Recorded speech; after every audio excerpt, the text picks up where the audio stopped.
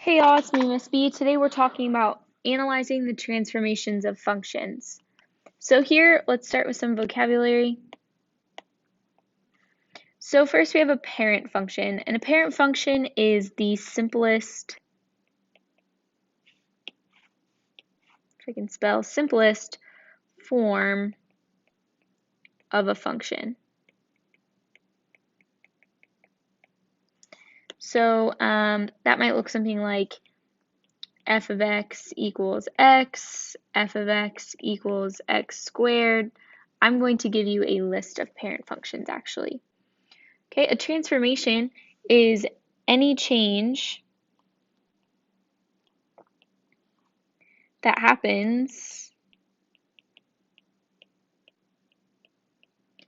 to a function, specifically a parent function. And here's the form for that. So we're going to have a, and then we have our function f of x. So we have a f b of x plus minus c plus d. A translation is what we call a slide, but we're going to call it translation, and that's going to be up, down, left, and right. We also have a reflection, which is a flip, is sometimes what we used to call it. So a reflection is going to be over an axis or line. All right, so first let's talk about graphing vertical translations. So vertical translations is going to be a change in y values. All right, vertical translations shift the graph up or down.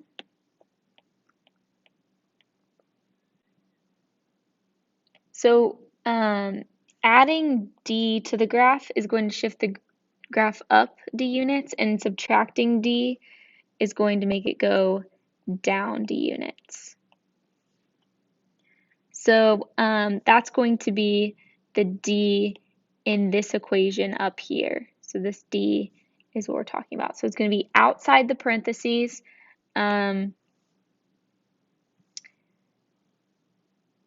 So let's go ahead and do a couple examples. My graph is way off. Let's go ahead and rewrite. So we've got graph f of x plus 5.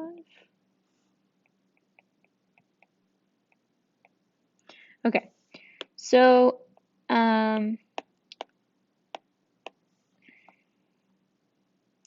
go ahead and graph f of x, and that's plus 5. So basically each of these points, I'm going to pick 5 key points, and I'm going to shift them up 5 because this means up 5 units. So first these points are -10, -3, -3, that's actually -3, 2, -3, 4, and 10, 2. And we're shifting all of those up 2 units.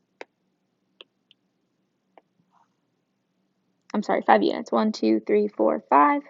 You can just count it out. 1, 2, 3, 4, 5. 5 and 5. And then we'll just draw straight lines to get that graph. So as you can see, the orange line is just the black line shifted up 5 units. So we have -10, 2, -3, 7, -3, 2, and positive 10. I don't know what I did. This should be 4, -3. I'm being silly. 4, -3. So then this means that this one is 4, positive 2. And then this is 10, 7.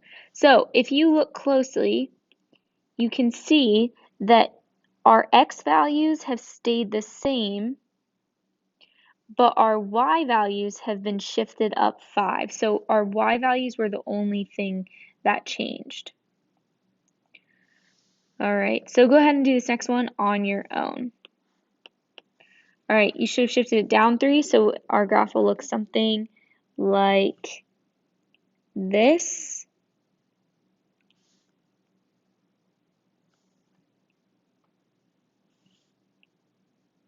And then you also want to label it. So we have -10, -6.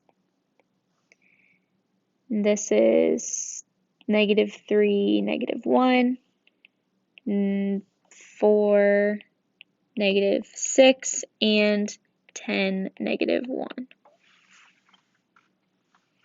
Okay, so that's how we do vertical translations. Next up is horizontal translation. So that's going to shift the graph left or right.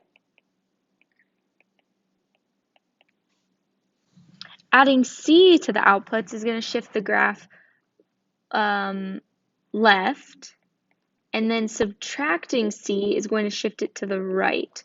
So if I have something like f of x minus C, that is going to shift it to the left. Or I'm sorry, yeah, no, that's going to shift it right.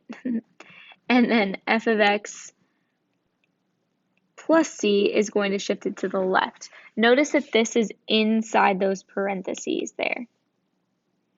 So here I have f of x minus 5. So that's going to be a shift to the right, 5 units. So I'm just going to pick 3 points. So let's do this one, and this one, and shift them left 5. So this is the point -10, 10, 0, 0, and 5, 5. And we're shifting it to the right 10, or shifting it right 5. So we have that, that, and that. Graph. So our new points are -5, 10, 5, 0, and 10, 5. So you can see that our x values are the ones that changed, and our y values are the ones that stayed the same. So our x values changed and our y values stayed the same.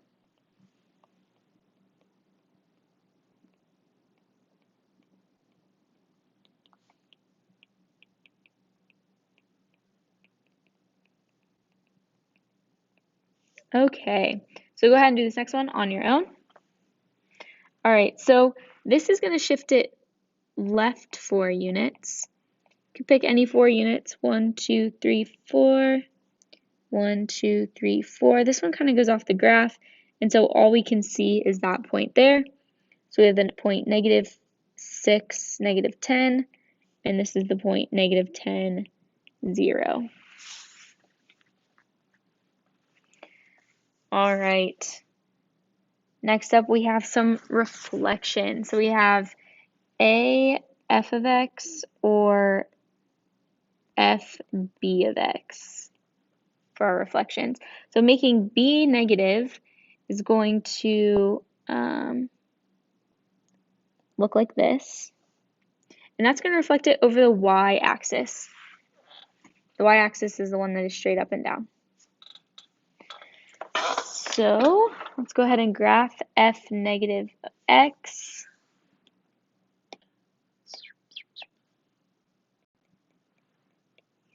For both of these, but we have different graphs, so. Okay. So let's label these points first. So this is -10, -8, -6, 0, and I'm not sure what that point is. We'll just call it, we'll just do this point. It's -2, -8. So then we're reflecting those over the y-axis. The y-axis is the vertical one. So we're taking each of those points and we can just count them out. So -6 we're going to go 1, 2, 3, 4, 5, 6 away from the x-axis, so we go 6 the other way and plot that point. -2 is 1, 2 away, so we go 2 the other way and plot that point. And then where's our last point? It's over here. It's 10 away, so it goes 10 away, and so we will draw that there. So as you can see, it just got reflected over that y-axis. All right, I want you to go ahead and do that next one on your own. Oh wait, before we do that, let's go over these points. So this is 6, 0, 2, -8, and 10, -8. So again, the only thing that changed, the y value was multiplied by -1, or x value is multiplied by -1. Okay, so now do this one on your own. Okay, so we wanted to reflect this over that axis, so here are these points. This is 10, 8, -10, 0, and 4, 0. Oh, 0, 4. Boop, boop, boop. So then when we reflect, this comes over here, this comes over here, and this point in the middle stays the same. So that is our line. So we have 10, -10, 8, and 10, 0. So as you can see, again, that x value is just multiplied by -1. Finally, we have a reflection over the x-axis. So making a negative, so it would look like this, is going to reflect it over the x-axis. So this horizontal line is our x-axis, and let's go ahead and do some counting. So it's going to go up 3, above 2, so it's going to go down 2. Okay, so we draw those lines.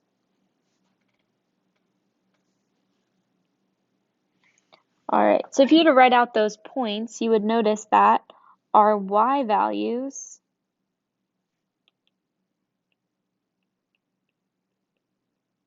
were multiplied by -1. So this is the point 10, 2, and now it's 10, -2. Alright, go ahead and do this next one on your own. A reflection over the y-axis would have made our graph look like this.